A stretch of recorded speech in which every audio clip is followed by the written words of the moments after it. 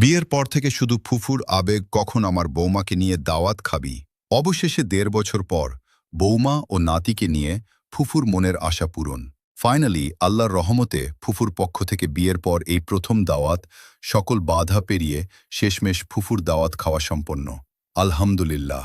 অভ্যর্থনায় Munni, Rahi, Tasin, Tanim, তনজিম, Annie, jenny, Maisha, মিশাল ও শিবলু। যে ঘরে মেহমানের আগমন বেশি হয় সে ঘরে আল্লাহর রহমতের বর্ষণ বেশি হয়। কারো এটা ভাবা মোটেও উচিত নয় যে মেহমান আসার কারণে রিজিক কমে যায়। রিজিক কমে যায়নি, বরং আল্লাহ তাআলা সৃষ্টির আগেই এই রিজিক লিখে রেখেছিলেন।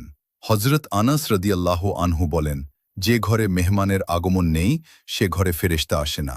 মহানবীর সাল্লাল্লাহু আলাইহি ওয়াসাল্লাম প্রতি যখন প্রথম ওহী হল এবং এর ফলে তার মধ্যে ভীতির সঞ্চার হল, বাস্তব জীবনে প্রিয় নবী সাল্লাল্লাহু আলাইহি ওয়াসাল্লামের আদর্শের পরিপূর্ণ অনুসরণ করা।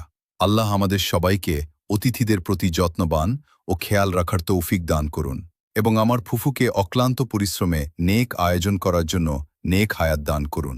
আমিন।